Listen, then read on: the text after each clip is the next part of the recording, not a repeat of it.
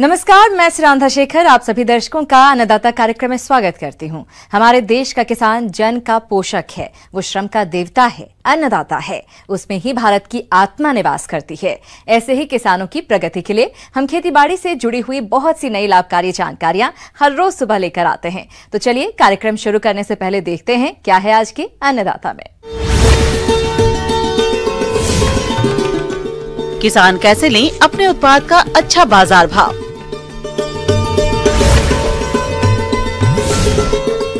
वानिकी वृक्षों की नर्सरी तैयारी पर तकनीकी सलाह। किसान कड़ी मेहनत करके विभिन्न फसलों की खेती करते हैं, लेकिन कई बार किसानों को अपनी उपज का अच्छा बाजार भाव नहीं मिल पाता है और किसानों को नुकसान उठाना पड़ता है। तो किसान भाइयों, आपको अपनी उपज का अच्छा बाजार भाव मिले, इसके लिए आप उपज को मंडी में बेचते समय कौन कौन से कार्यों को करें, इस बारे में जानकारी दे रहे हैं कृषि विज्ञान केंद्र गुंता अलवर के कार्यक्रम समन्वयक डॉक्टर S.K. शर्मा। राम राम किसान भाइयों, जैसा कि आप सबको विदित है, रबी की फसलें कट चुकी हैं और आप लोग अब इस समय सभी फसलों को इकट्ठा करके और भंडारण कर रहे हैं या मंडी लेकर के जा रहे हैं। अक्सर देखने में आता है कि किसान भाई कड़ी मेहनत करके फसलें उगाते हैं, पर जब समय आता है फसल उत्पाद को बेचने का तो जल्दबाजी कर देते हैं, जिसके कारण उनको उत्पाद का मंडी में अच्छा मूल्य नहीं मिल पाता। यदि किसान थोड़ा सा जागरूक रहें और फसल उत्पाद की ग्रेडिंग करके सही समय पर मंडी में ले जाएं, तो अधिक लाभ ले सकते हैं। अब देखिए, मंडी में जहाँ लेकर के हम जाते हैं, कोई भी फसल हो, चाहे आपकी गेहूं हो, जौ, चना, सरसों हो या फिर आपके सब्जियां हैं, मंडी में उसी फसल की कीमत ज़्यादा अच्छी मिलती है जो ज़्यादा अच्छी दिखाई देती है। और ज़्यादा अच्छी दिखाई कब देती है? जब हम उसकी ग्रेडिंग परफेक्ट तरीके से करते हैं। किसी भी चीज़ को अगर अच्छे तरीके से छटाई करके और अच्छी चीज़ को अगर हम इकट्ठी करके लेके जाएंगे ताकि आपको पैसे ज़्यादा मिल सके।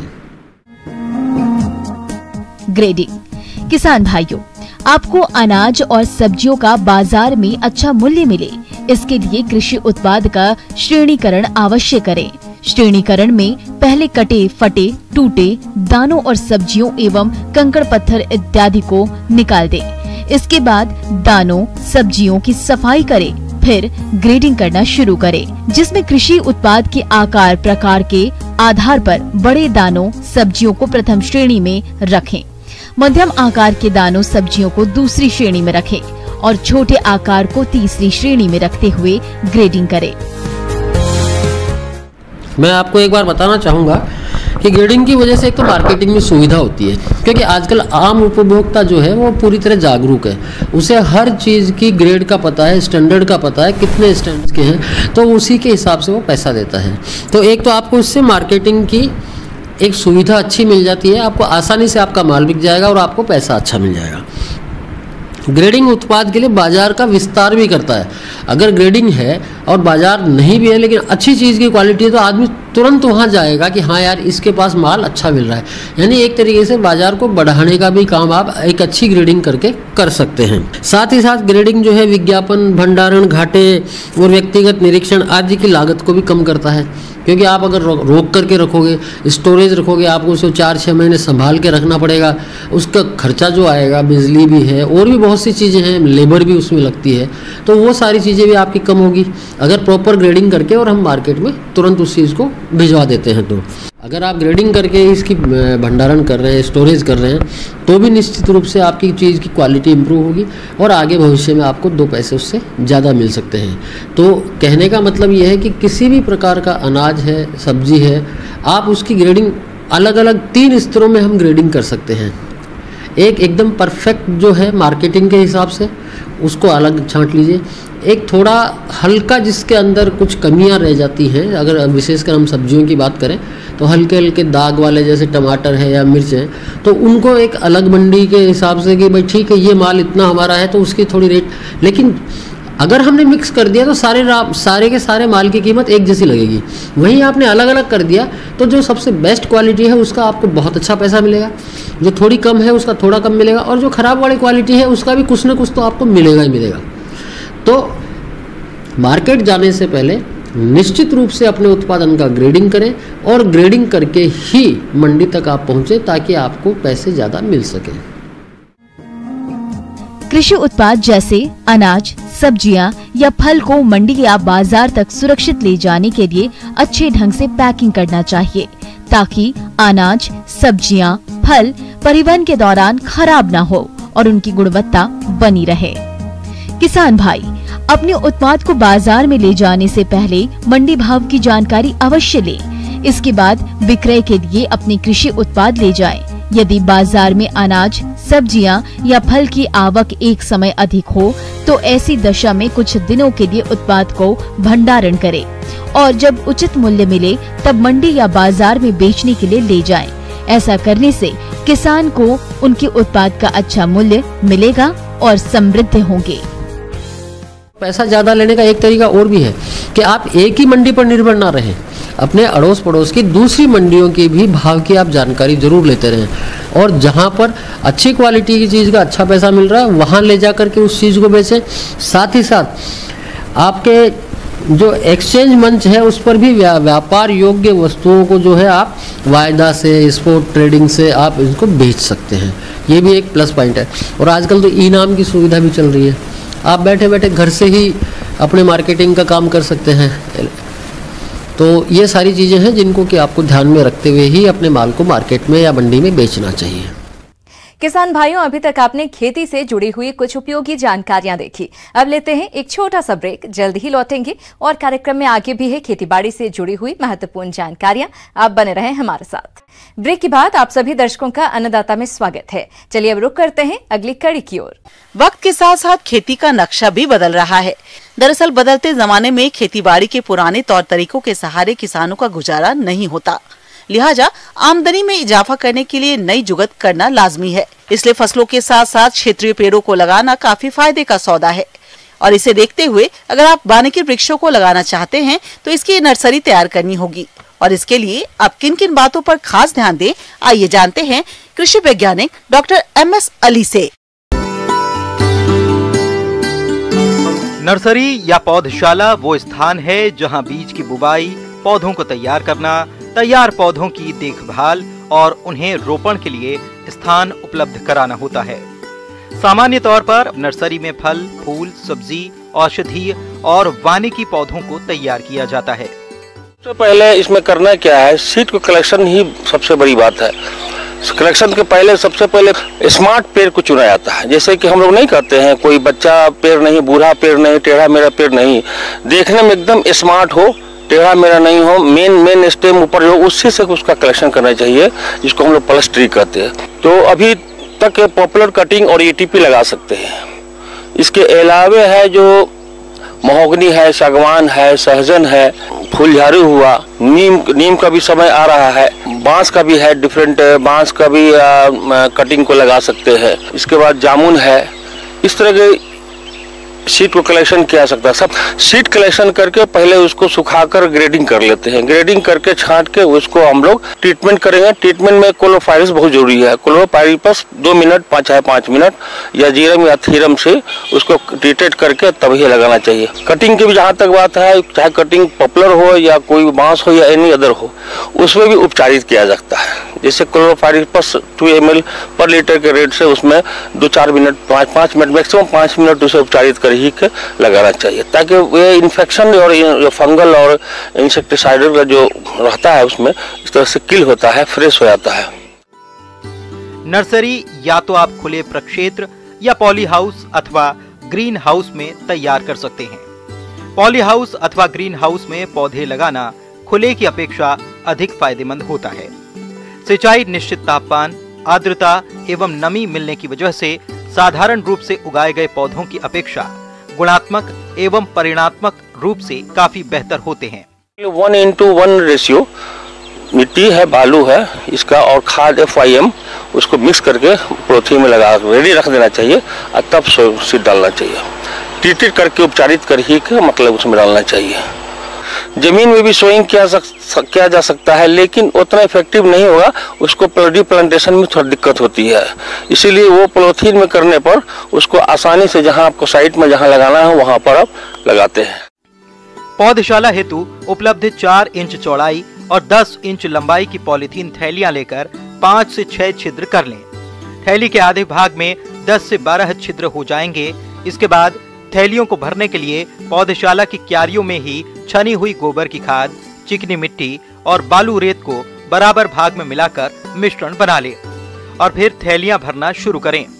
थैलियां भरकर क्यारियों में सीधे रखें, जिससे छोटे पौधे कलम लगाने और पानी देने में आसानी होगी। साथ ही आप इनमें दूसरे पौधों को भी लगा सकते हैं। पॉलीथीन में लगे पौधे थोड़ा सा प्रबंध पर ध्यान रखना चाहिए, खासकर प्रबंध, टिकाऊ प्रबंधन, सस्टेनेबल मैनेजमेंट हम लोग कहते हैं। मतलब कि इंसेक्ट बहुत ज्यादा हो या प्रॉब्लम ज्यादा हो तो उस पर तभी ट्रीटमेंट करना चाहिए, केमिकल अदरवाइज नहीं। समय समय पर जैसे कि हम लोग नेट हाउस, पॉली हाउस में, मिस चेम्बर में हम लोग रखे हुए हैं, नहीं है तो कम से कम छांव में रखना चाहिए। हल्का मॉइस्चर मेंटेन करना चाहिए और उस पर हमेशा निगरानी रखना चाहिए कि इसकी मोटिलिटी हो नहीं रही है, सूख रहा है, किस कारण से, इस पर ध्यान रखना चाहिए। हमेशा वीड वगैरह या और भी तरह के जो है वो हमेशा निकालते रहना चाहिए ताकि हमेशा मेंटेन रहे और इसको कोई बढ़ने में उसको कोई दिक्कत नहीं हो। समय समय पर फॉर्मेलिन या और भी क्लोरोपाइरीफॉस से थोड़ा सा स्प्रेइंग कर देना चाहिए, हल्का फुल्का। जब इस तरह के कोई इन्फेक्शन या इन्फेस्टेशन अगर होता है तो उपचारित करना चाहिए। इस तरह से करने पर वैज्ञानिक ढंग से या ज्यादा बेहतर होगा, किसान को बाद में मोटिलिटी नहीं होगा। आगे और भी है खेतीबाड़ी से जुड़ी हुई बहुत सी रोचक जानकारियां, पर यहां पर रुकेंगे एक और ब्रेक के लिए। जल्द हाजिर होते हैं।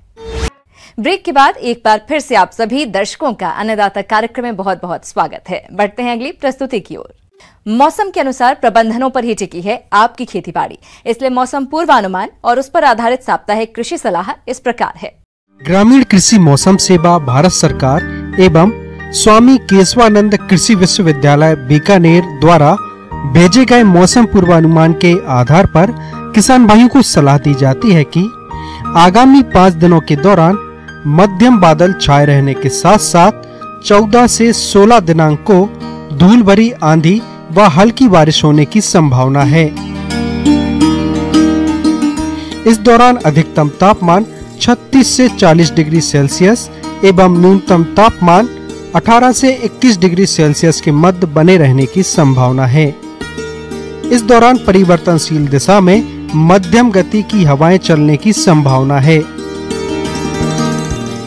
मौसम के मिजाज को देखते हुए किसान भाइयों को सलाह दी जाती है कि गेहूं की फसल पककर तैयार हो गई है, अतः किसान भाई इसकी कटाई ध्यानपूर्वक करें एवं कटाई के बाद बीजों को सुखाकर अच्छी तरीके से भंडारित करें।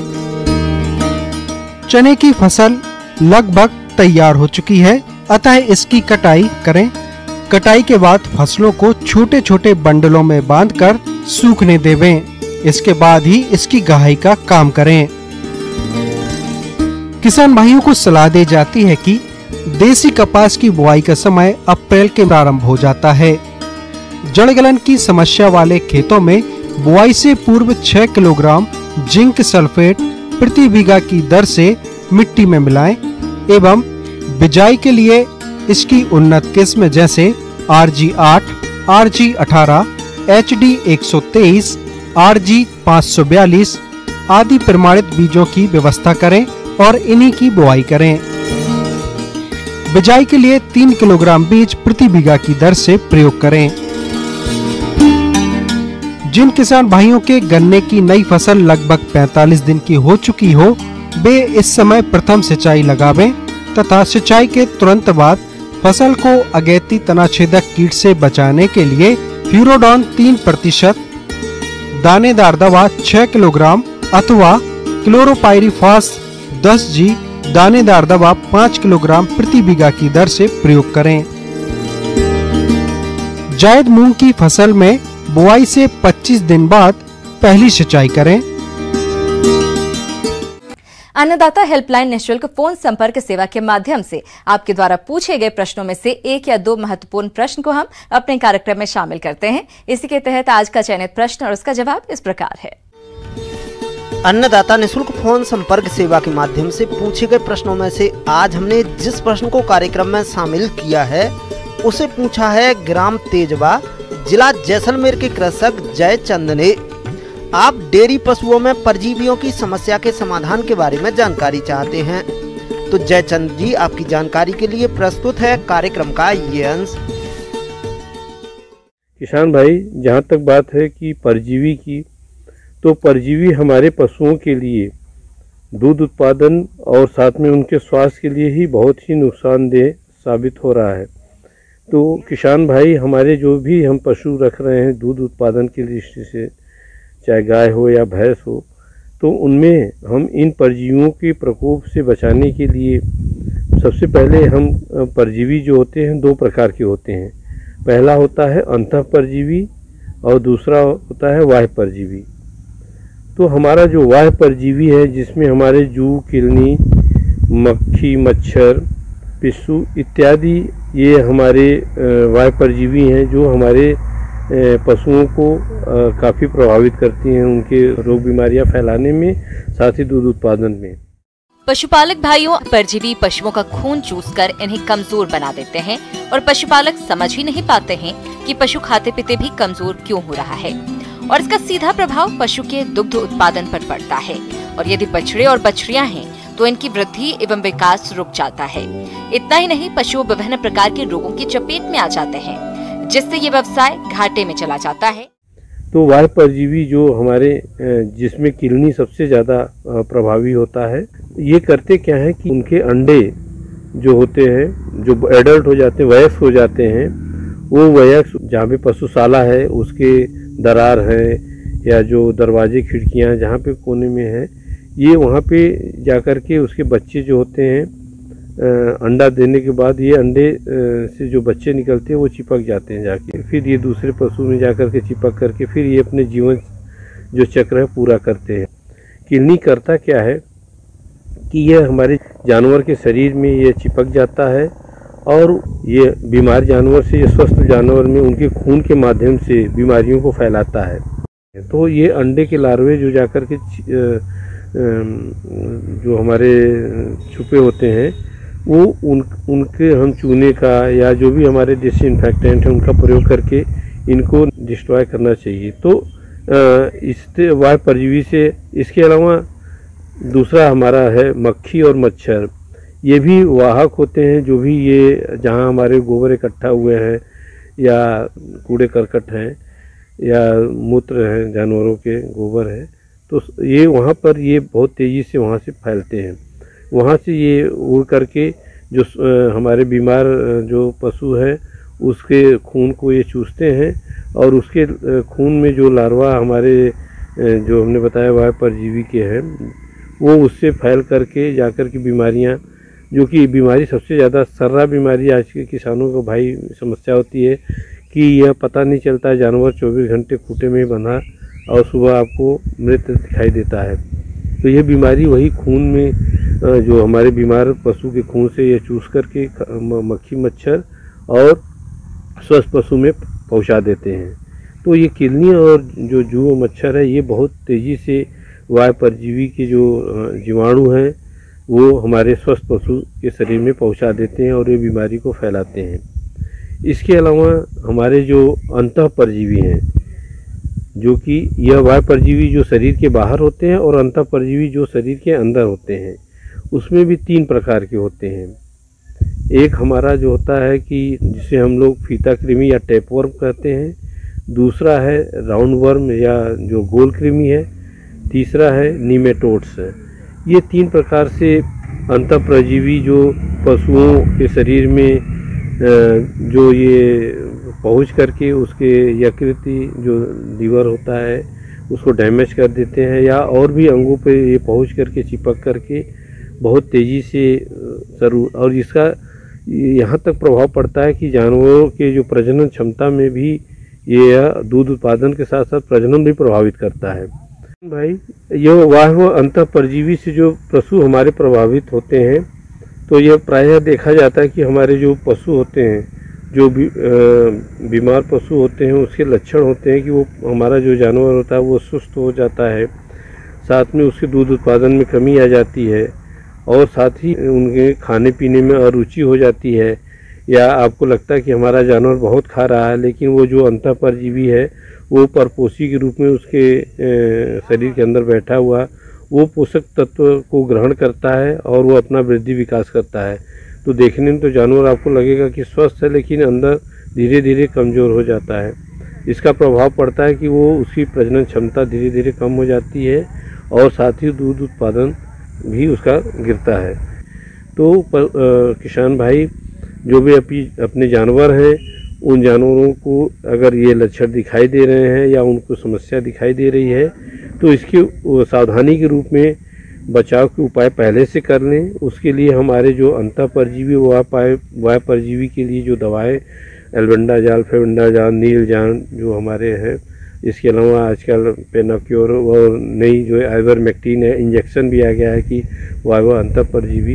तो जो भी हमारे ये जो आधुनिक दवाएं हैं जो हमारे नज़दीकी पशु चिकित्सालय वहाँ उपलब्ध है या आपके जो नज़दीकी पशु चिकित्सक हैं, जो डॉक्टर हैं, उनसे सलाह लेकर के कि प्रत्येक 3 माह पे, अथवा अगर आपके पास उपलब्ध नहीं है या आपकी जानकारी नहीं है तो कम से कम बरसात से पहले और बरसात के बाद ज़रूर हम वायु अंतःपरजीवी के, चाहे वो टैबलेट के रूप में, चाहे लिक्विड फॉर्म में या इंजेक्शन के रूप में अपने जानवरों को ज़रूर इनको दें।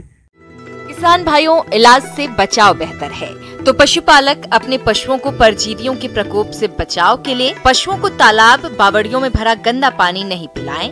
इसके अलावा पशु को नदी नालों के पास नहीं चराएं, क्योंकि इस गंदे पानी को पशु द्वारा पीने या नदी नालों के पास पशु को चराने से कई तरह के कीड़े पशु के पेट में चले जाते हैं। इसलिए पशुपालक भाई पशुओं को स्वच्छ एवं ताज़ा पानी पिलाएं। तो आगे आने वाली जो हमारा उत्पादन है या पशु को स्वस्थ रख सकते हैं और अनेक रोग बीमारियों वायु परजीवी या अंतःपरजीवी के द्वारा जो फैलने वाली है उससे हम अपने जानवरों को बचा सकते हैं। आइए अब एक नजर डालते हैं राज्य की कुछ चुनी हुई मंडियों के प्रमुख फसलों के बाजार भाव पर।